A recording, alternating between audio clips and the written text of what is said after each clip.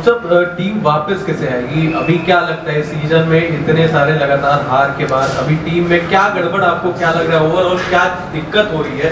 क्योंकि एक तो टुकड़ों में परफॉर्मेंस आ रहा है और पिछले सीजन इन्हीं खिलाड़ियों के बदौलत टीम प्लेऑफ में भी पहुंची थी, ये सीजन क्या गड़बड़ हो है? देखो मैच बराबर से आ रहा है और लास्ट मोमेंट कंट्रोल नहीं कर पाए।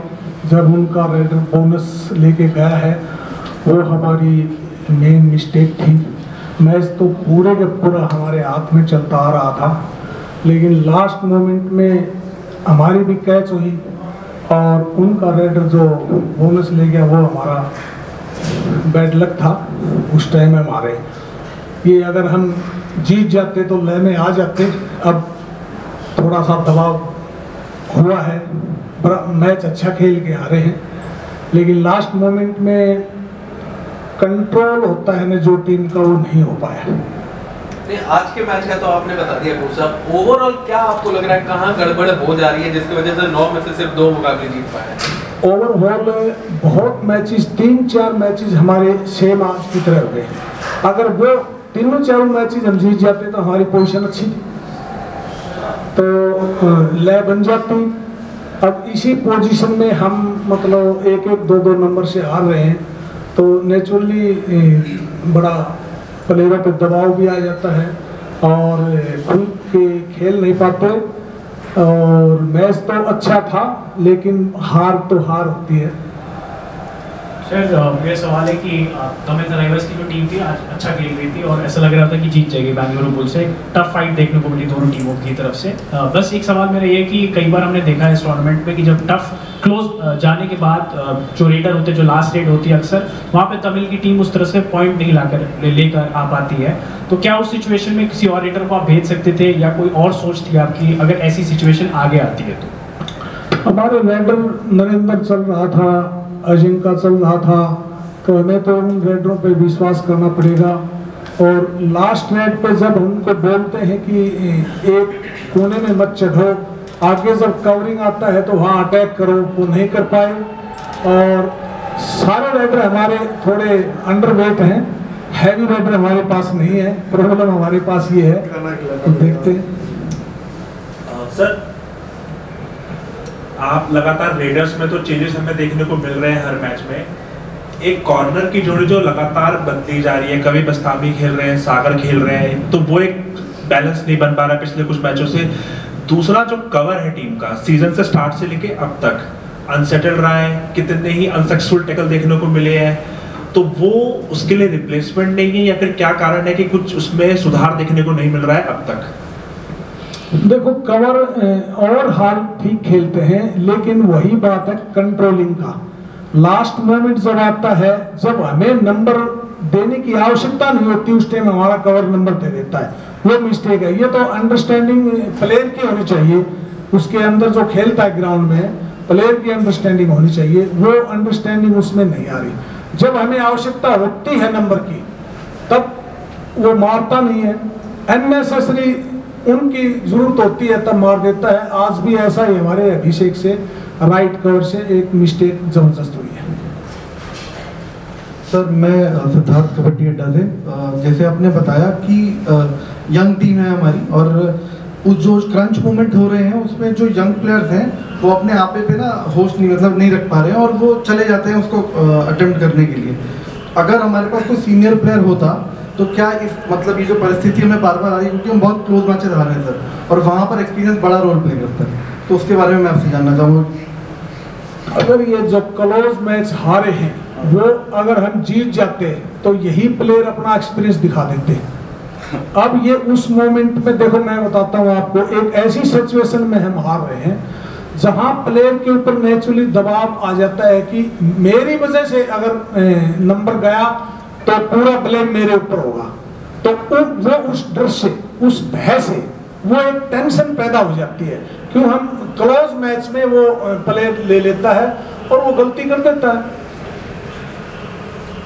वो सब लास्ट सवाल कि आप आगे के सीजन को कैसे देख रहे हैं? आप 9 मुकाबले हो चुके हैं, 13 अभी खेलने हैं, लेकिन कैसे देख रहे हैं आप, क्या बचाव के अब क्षेत्र में आप चले जाओगे कि अगले सीजन के लिए आप प्लेयर बनाए जाए, या यहाँ से अभी जीत के प्लेऑफ के लिए अभी भी है आपका? निश्चित तौर पे हम यहाँ से भी उम्मीद लेके चल रहे हैं। आज अगर हम जीत जाते तो कॉन्फिडेंस से कह सकता हूँ हम प्ले ऑफ में आते। और अब हम कोई ये बात नहीं है कि हम हार मान लें, हम अच्छा गेम दिखाएंगे और कोशिश करेंगे एक अच्छी श्रेणी में आए। Thank you. सर कैसे आप? ठीक, कांग्रेचुलेशन फॉर द विन। एक सवाल जो खटक रहा है कि अभी तक भारत का साथ कोई देने वाला उतना पुख्ता निकल के नहीं है। आज के मैच में भी अगर आप देखो तो भारत ने परफॉर्म किया, बेहतरीन परफॉर्म किया, जैसे आपके वो लाडले भी हैं, लेकिन उनका साथ देने वाला कहीं कोई नहीं मिल पा रहा है। ऐसा है, कभी विकास चल जाता है तो भारत साथ नहीं दे पाता उसका। सुनो, ये भी तो जरूरी है ना। 2 मैच विकास चला, भारत के 3 पॉइंट है, ये है ना। लेकिन भारत के साथ की बात नहीं, जो मैं चाह रहा हूं वो भारत नहीं कर पा रहा। ये अच्छा नहीं है, ये प्रमोटेड पास है, क्योंकि मैच वन साइड होना था, मैच फंसा दिया। अगर अच्छा कर रखा है तो 2-2, 3-3 सुपर टैकल्स कैसे हो गए? सुपर टैकल तो हमारे डिफेंस रोल नहीं किया ना, वही मैच फंस गया। डिफेंस ठीक खेला लेकिन मैच कहां फंसा? जहां सुपर टैकल हुआ। क्योंकि आजकल क्या है, रेडिंग की वैल्यू है, डिफेंडर की वैल्यू नहीं है, इसलिए आपको रेडर दिखाई दे रहा, डिफेंडर दिखाई नहीं दे रहा। अब देखो इसका कोई, अब लास्ट में ये टैकल हो गया तो हम विन हो गए, लेकिन वो डिफेंस छुप गया। और असलियत में करें तो भारत का साथ नहीं, सचिन नरवाल ने ये मैच जितवाया। देखो क्या है, लोग क्या सोच रहे थे, अगर सब्स्टिट्यूट किया तो सुशील होगा, क्योंकि लास्ट मैच में 8 पॉइंट लिया। मुझे मालूम था कि ये जो है सुशील बोनस इतना नहीं, ये परफेक्ट सचिन बोनस के लिए। तो मैंने सचिन को एक बहुत ही बड़ा रिस्क लिया। मैंने सचिन को मैंने कहा बेटे बोनस कर, और अगर बोनस टैकल हो जाता है तो जैसे हैं वैसे हैं, यही होगा। सर आज स्टार्टिंग 7 में एक चेंज था, रण सिंह को स्टार्ट से आपने खिलाया, बट हाफ टाइम के बाद सब्स्टिट्यूट कर दिया। उनमें थोड़ा गेम टाइम की कमी दिख रही है खेल में, सो लॉन्ग टर्म में उनको मौका दिया जाएगा या अमन के साथ ही परसिस्ट रहने वाले हैं? मैच की सिचुएशन पे डिपेंड करता है। थोड़ा सा अमन को झटका देना बहुत जरूरी था। रण सिंह चलो मत चलो, मैं ही लेके आया था, मुझे मालूम है ना वो क्या है, उसको थोड़ा सा डराते रहो तो अच्छा करेगा। उसको ये नहीं होना चाहिए मैं परमानेंट इसमें फंसे होने। तो रण सिंह का मेरा को उतारने का मतलब यही था कि कम से कम रण सिंह इतनी गलतियां नहीं करेगा जैसे बोनस भी एंड टच भी। अमन क्या करता था, उन्होंने स्ट्रेटेजी किसकी बनाई स्टार्टिंग में? अमन के लिए।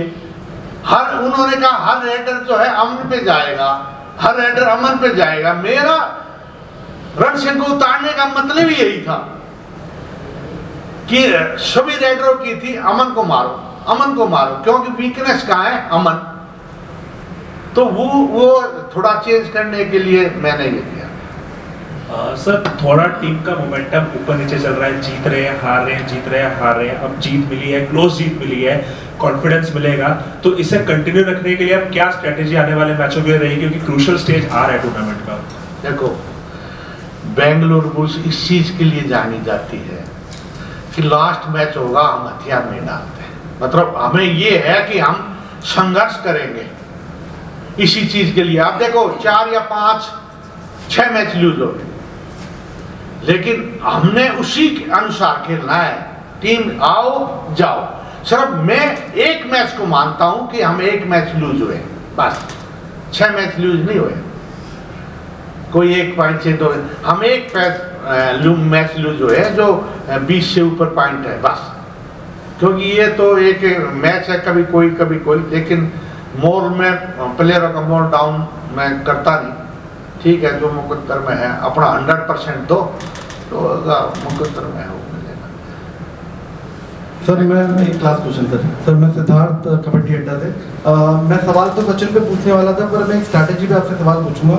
आपने जैसे बताया कि गेम जो है वो प्लेयर तो जीतते ही हैं, पर कोच की स्ट्रैटेजी ज़्यादा जीतती है। अमन पे प्लान बनाया गया तो आपने उनको काउंटर कर दिया कि कोई और रणसिंह को ले लिया, या अगर सचिन को लेके आए तो आपका था कि मैं बोनस करवा लूंगा। तो सर ऐसा प्लान आपके अगेंस्ट भी आता होगा, और जब ये प्लान आपके अगेंस्ट आता है तो आप उसके साथ उस समय कैसे स्ट्रैटेजी बनाते हैं, क्योंकि उस समय तो बड़ा कम टाइम होता है। देखो कोच मीन्स क्या है, थैंकलेस जो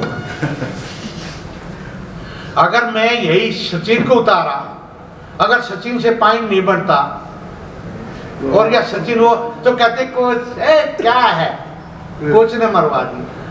अब कोच का कोई नहीं कहेगा कि कोच ने ये किया, कोच का कोई नहीं कहेगा कि कोच अमन को लेके आया, कोच सिद्धार्थ को लेके आया, ये इन्हीं का नाम हो रहा, कोच का नाम स्ट्रैटेजी आपकी है सर, आज स्ट्रैटेजी जीती है कोच की। कोच थैंकलेस जो है। Thank you.